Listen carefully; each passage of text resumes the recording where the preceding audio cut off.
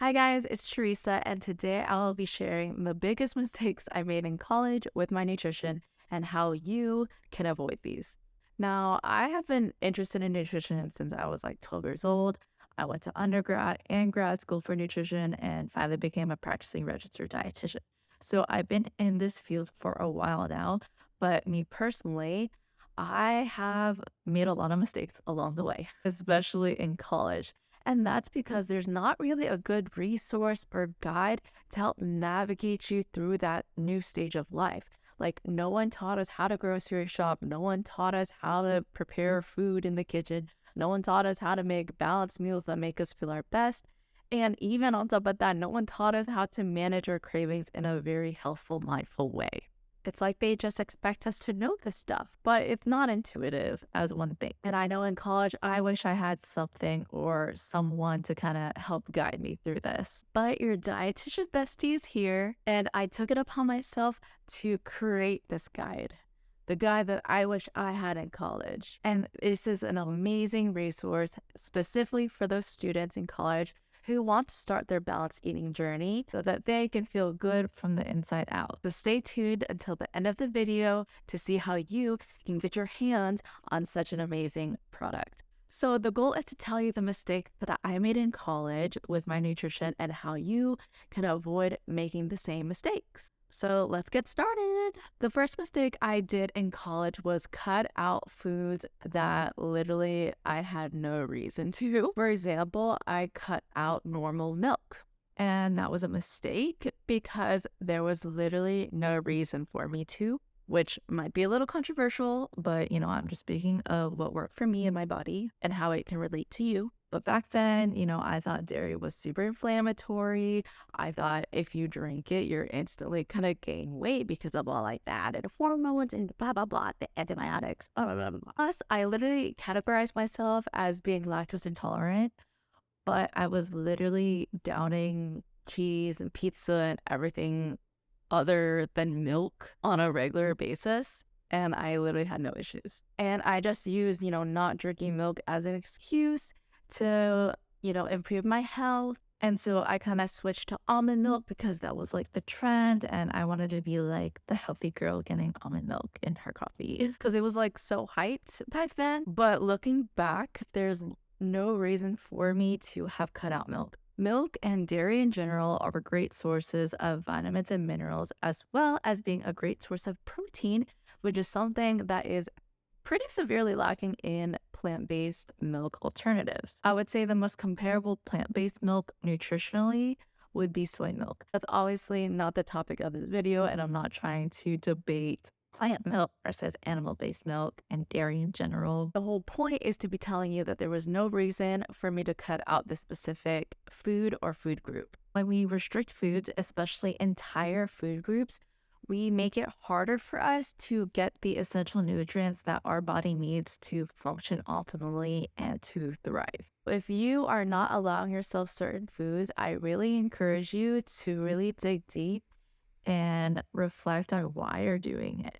Are you restricting that food because it just doesn't settle well with you? You get some symptoms? Or are you just doing it because it's like a healthy trend and everyone else is doing it? Because uncovering why you're restricting these foods is the first step to achieving your perfect, healthiest food balance. And the second mistake I made was having cheat days. So since I was a nutrition major, I spent a little bit more effort into, making healthy meals at home. And it's a good skill to have, and I'm very thankful for that time. But at the same time, I went a little bit overboard. I went a little bit overboard. It got to a point where my meals and snacks were just too healthy and too clean that I was just missing that satisfaction piece. So whenever my friends and I went out to eat, I would go hard because I was like, okay, I'm going to eat all this right now because I don't know when I'm going to get this next. I'm not going to allow myself to have this anytime soon. So I might as well just eat all of it until I get sick of it and just get it out of my system. All that did was give me major GI issues. It bloated the crap out of me, and it was so bad that one time my roommate actually had to drive me to the campus ER because I had such painful stomach cramps that I could barely walk. So we drove over to the campus ER and we waited in the waiting room. And before I could get seen, I literally, and this might be TMI, but we're all close here, but I just farted. And that was literally before I could get seen. And I was just in the waiting room. And after I farted, I just felt better. And honestly, I was really embarrassed. So we just drove home. We didn't even get seen. I was just like, let's just get out of here. Like, it doesn't matter how healthy you're eating in the week. If you're getting to that point and literally possibly going to the ER for this stuff on your cheat days, it's not healthy. It's not healthy to be scheduling these cheat binge days so that you can feel like crap. So I would recommend for you to find that healthy balance and give yourself unconditional permission to eat. So say it's a random Tuesday night and you really want ice cream, have that ice cream. Maybe it's breakfast and you're eyeing the leftover pizza. Why not? Have the pizza for breakfast.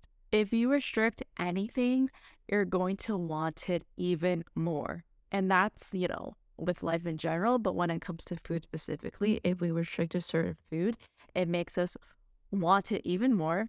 It makes us more out of control when we do get access to it, and it causes us to overeat it in the moment and cause us to feel like crap. And your body can actually trick you into thinking that it's even better than it actually is. So if you're having a craving, ask yourself, is this really what I want right now?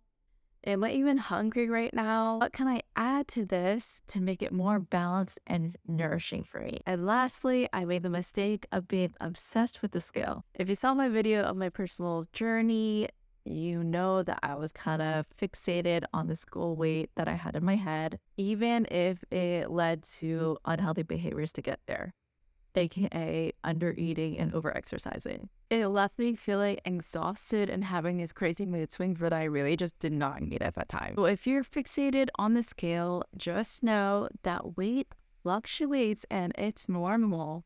On average, your weight can literally fluctuate up to 6 pounds a day. And that daily fluctuation of weight isn't you actually gaining or losing fat. Your body just doesn't work like that. You could have just ate meals that are higher in carbohydrates or high in salt, which causes you to retain more water, thereby affecting your weight, or you could just be on your period.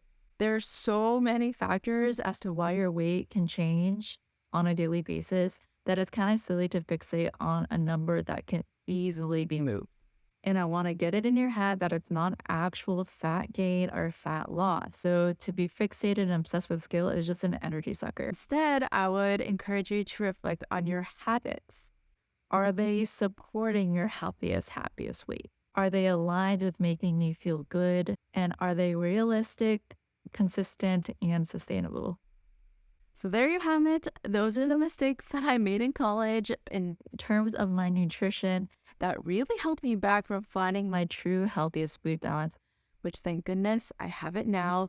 But luckily I'm here to tell you so that you don't make these same mistakes. But if you found this helpful, I have created an amazing guide to help students like you start their journey to balanced eating. It touches on everything from how to ditch the restrictive mindset that is holding you back, how you can build a balanced plate that makes you feel your best, how to manage your cravings without the guilt, and the easiest 4-step process to meal prepping food that you actually want to eat. Not to mention, there are 10 simple dorm-friendly recipes really, because they're that easy and just so delicious. Click the link in my bio right now if you're interested. That's it. Thanks for watching. See you next time.